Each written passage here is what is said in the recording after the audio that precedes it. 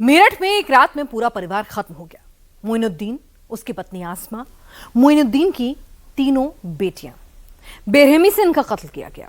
घर के बाहर ताला लगा था और रात में लाशों को ठिकाने लगाने का शायद प्रोग्राम भी बन चुका था। मेरठ की ये एक ऐसी मर्डर मिस्ट्री है जिसने हर किसी को चौंका कर रख दिया है। बच्चों को मारकर उनकी लाशों को दीवान में छिपाया गया था और जिस तरह से पांचों का कत्ल हुआ उससे पुलिस को लूट से ज्यादा किसी पर्सनल रंजिश का शक नजर आ रहा है। आसमा मोइनुद्दीन की तीसरी बीवी थी। मोइनुद्दीन आसमा का दूसरा पति था। यह केस इतना कॉम्प्लिकेटेड है कि अभी तक पता नहीं चल पाया है कि आखिर कत्ल की वजह क्या है।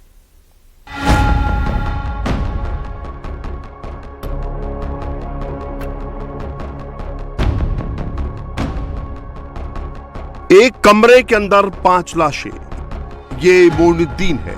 मोइनुद्दीन की बॉडी चारपाई के पास मिली। मोइनुद्दीन के हाथ बंधे हुए थे। पास में ही मोइनुद्दीन की पत्नी आसमा की बॉडी मिली। आसमा के भी हाथ बंधे हुए थे। कमरे में पड़े बॉक्स बेड से 3 बच्चों की लाश मिली। ये 8 साल की आफसा और 4 साल की अजीजा है। आफसा और अजीजा को भी निर्ममता से मारा गया। मारने के बाद उन्हें बेड बॉक्स में डाल दिया गया।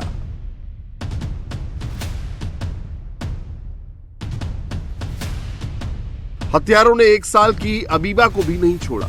बेड के दूसरी तरफ बॉक्स से 1 साल की बच्ची अबीबा की बॉडी मिली। अबीबा की हत्या कर उसकी बॉडी को कट्टे में लपेटकर बॉक्स में रख दिया गया।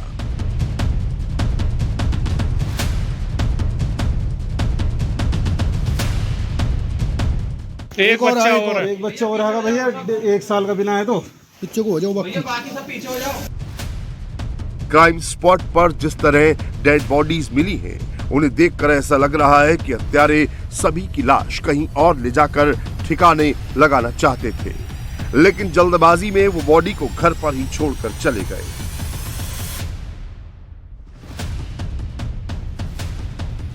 मेरठ के सुहेल गार्डन में एक रात में एक पूरे परिवार को खत्म कर दिया गया।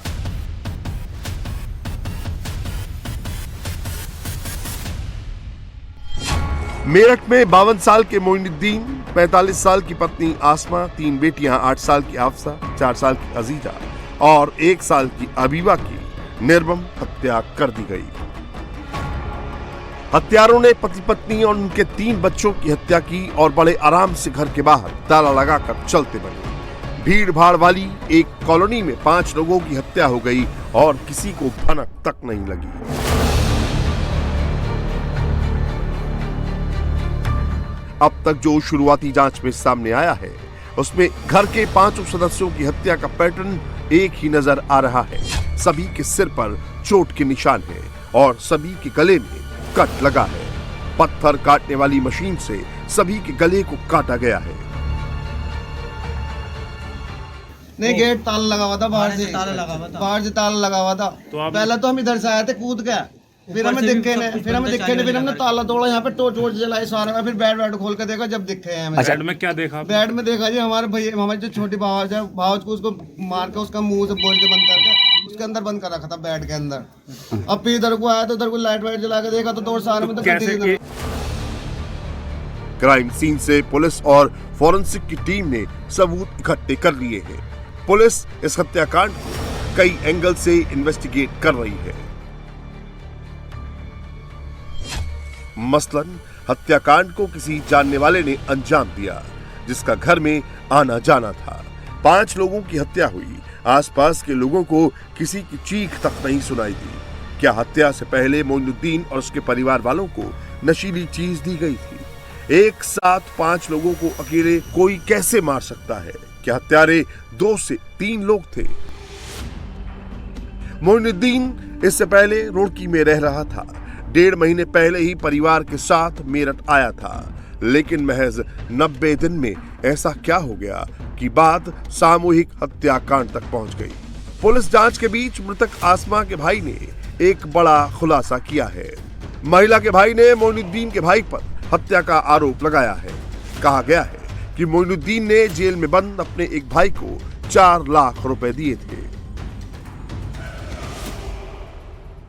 ये अभी 4.5 लाख रुपए इसके भैया को दिए, अभी 4.5 लाख को मेरी बहन ने दिए, 4.5 लाख रुपए। कौन से भाई को, क्या नाम है? उसका भाई जेल में है, मुझे नहीं मालूम। किसका भाई? मेरे भैया का, बहनों का भैया। क्या नाम है उसका? नाम मुझे मालूम नहीं है। 4.5 लाख रुपए किस बात की?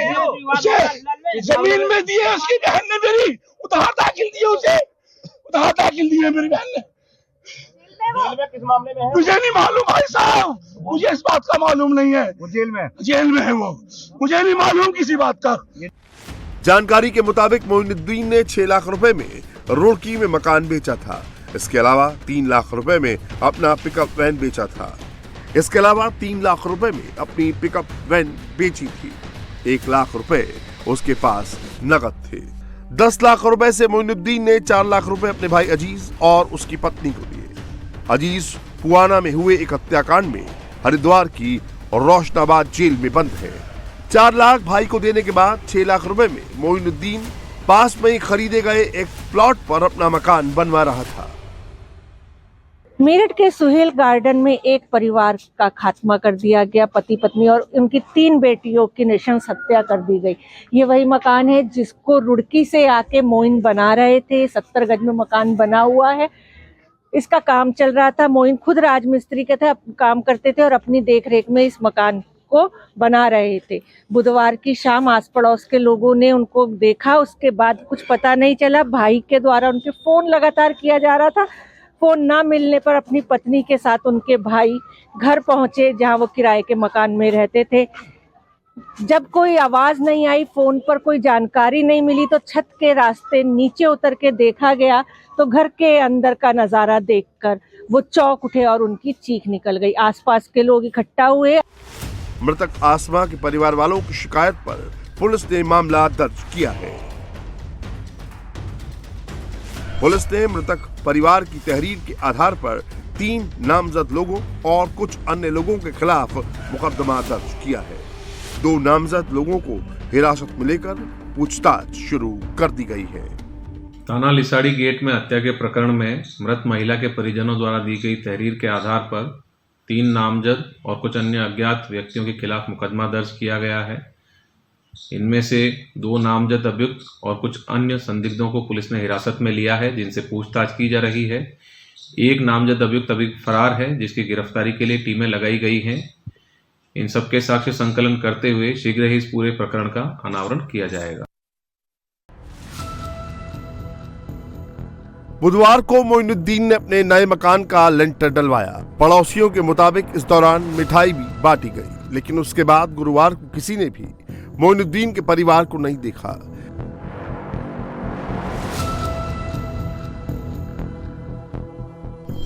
बताया जा रहा है कि आखिरी बार मोइनुद्दीन के घर जाने वाली उसके भाई की पत्नी नजराना ही थी। ऐसे में नजराना से भी पूछताछ की जा रही है। मोइनुद्दीन के घर में घुसकर उनकी लाशें देखने वाले भाई सलीम से भी पुलिस पूछताछ कर रही है। क्या 4 लाख रुपए के लेन देन के विवाद में मोइनुद्दीन के भाई ने उसके परिवार की हत्या कर दी, या फिर इस हत्याकांड में मोइनुद्दीन के भाइयों के अलावा कोई और करीबी रिश्तेदार शामिल है? पुलिस इस एंगल को भी खंगाल रही है। पुलिस की मोइनुद्दीन के करीबियों पर भी नजर है।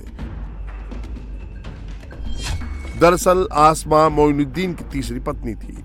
मोइनुद्दीन की पहली पत्नी मर गई, दूसरी से तलाक हो गया था। मोइनुद्दीन भी आसमा का दूसरा पति था। आसमा ने पहले पति ताज मोहम्मद को तलाक दे दिया था।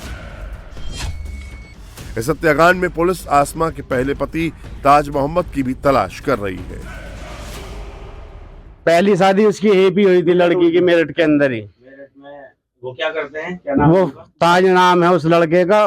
कपड़े का काम करता है वो किसी विवाद के चलते डिवोर्स हुआ था या ऐसे ही? जी, वो परेशान रहती थी, इस वजह से हमने खुद ही। मेरठ में मोइनुद्दीन की पूरी फैमिली की हत्या कर दी गई। पुलिस मोइनुद्दीन के परिवार वालों से भी पूछताछ कर रही है, लेकिन पुलिस की जांच की सुई हर एंगल को पिन पॉइंट कर रही है। इसी कड़ी में अब जांच का दायरा रुड़की तक पहुंच गया है। पुलिस की पूछताछ में मोइनुद्दीन और उसके परिवार की रुड़की में खूनी रंजिश भी सामने आई है। इस दौरान पता चला है कि मोइन के एक भाई पर रुड़की में हत्या का आरोप लगा था, जिसमें वो जेल में बंद रहा है। घर है उसका दरवाजा बाहर से ताला लगा था और ऐसा प्रतीत होता है कि ये कोई रंजिश का घटना है जिसको अंजाम दिया गया रंजिश में, और इसमें सभी को कोई भारी चोट लगी गई है। बाकी जो इनकी मृत्यु का सही कारण है वो पोस्टमार्टम रिपोर्ट में सामने आएगा। पुलिस की 4 टीमें हत्याकांड की गुत्थी सुलझाने में जुटी है। पुलिस के मुताबिक मोइनुद्दीन के मकान के पास सीसीटीवी नहीं लगा है, लेकिन वहां से थोड़ी दूर पर कुछ दुकानों में सीसीटीवी लगे हैं, जिनके डीवीआर निकालकर पुलिस फुटेज को खंगाल रही है। मोइनुद्दीन और उसके परिवार की हत्या की वजह खूनी रंजिश है, पैसों का लेन देन है या फिर लूट के इरादे से हत्या की गई है। पुलिस हर एंगल से मामले की जांच कर रही है।